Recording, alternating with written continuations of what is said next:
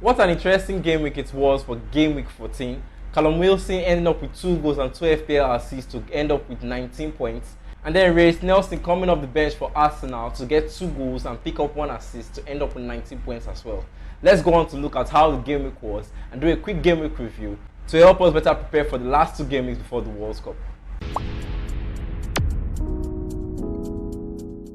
Hello everyone and welcome to another FPL video here on the channel at Isabi FPL. My name is Salah Stoma and today we'll be doing a game week review for game week 14. I'll be going through a few things we've learned from game week 14, looking at players to watch and then go over our community league briefly. It's the first video of its kind in this series on the channel, so if you enjoy this one be sure to smash a like on it and then subscribe to the channel if you're new. So where else to start from the classic performance given to us by Callum Wilson on Saturday for Newcastle against Aston Villa. He ended up with 19 points off the back of 2 goals and then 2 FPL assists from the game. The England international has been quite off and on from season to season for Newcastle, but ever since this season and since him coming back from injury, he has kind of clicked well and been doing very well for Newcastle and how they have been playing. I personally feel it's a very good combination with Almiron to play with in that front line for Newcastle. He's owned by just 6.2% of managers and currently is on an XG of 0.76. Going forward, these numbers could go up, and especially the ownership numbers before game week 15. I went on, I was talking about it in our deadline space on Twitter, I usually do, and pointed him out as a very good differential to own from game week 14 to the World Cup, and then he went on to bang on 19 points in this game week. Wonderful performance from the player. I definitely see him coming up with a few more goals in the next 2 fixtures, as they have Southampton away and then Chelsea at home for the next 2 before the World Cup. I'm very likely to make a move for him as a replacement for Tony, as he's not in my team currently, and Tony has just picked up the 5th yellow card to have him banned for the next game for Brentford.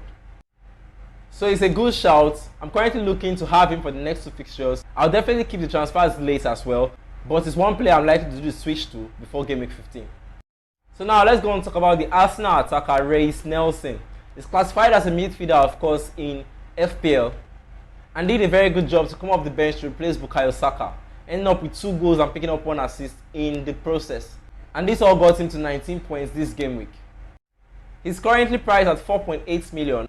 And is the best price we could ask for. A few managers will be looking forward to owning him for Chelsea and Wolves for the next 2, both away from home.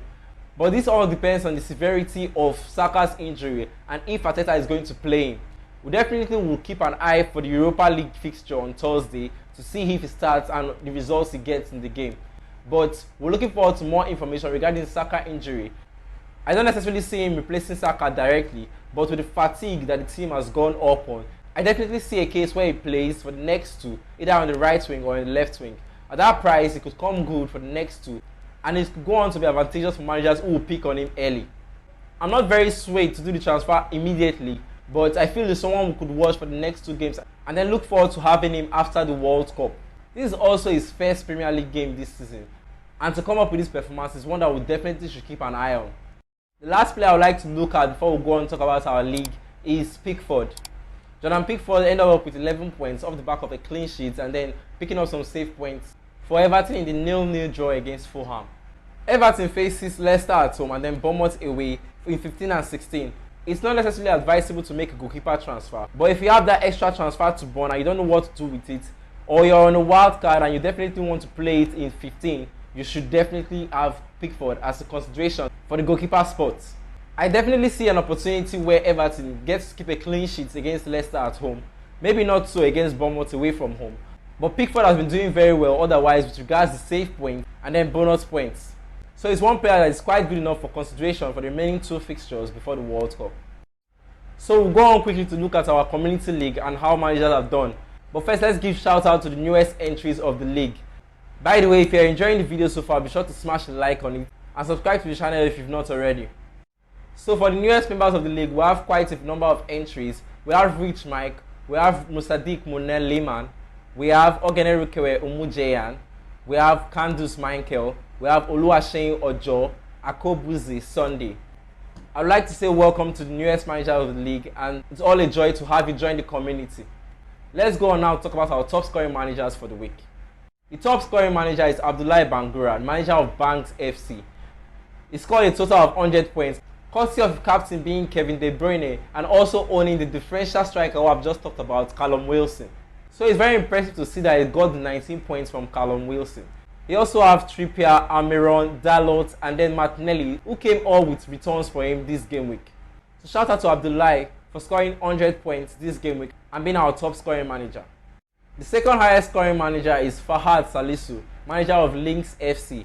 Another manager who captained Kevin De Bruyne, and had players like Jesus, Martinelli, Almiron, and Dalot all returning points for him this game week, ending up with 92 points. It's very impressive to see what this manager has done.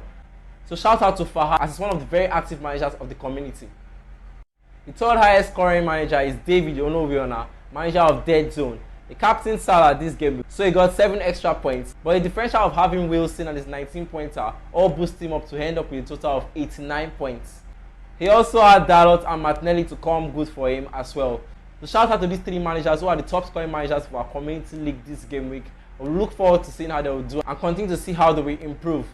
By the way, if you've not joined the league, be sure to join with the league code that is displayed on the video. We are currently 200 managers in the league, and I would love to have more managers join as we continue to do this game week review every game week. So this is how the league looks currently. These are the top 10 ranking managers in the league currently. I wouldn't want to go over the names one by one as they are all familiar faces in the community, and I've mentioned them quite a lot in past community league review. But shout out to these top 10 ranking managers. The highest scoring manager is currently on 872 points. I look forward to seeing how this table gets a lot shuffled in the coming game weeks. So that's it for the game week review. Like I said, it's a new series starting on the channel this game week.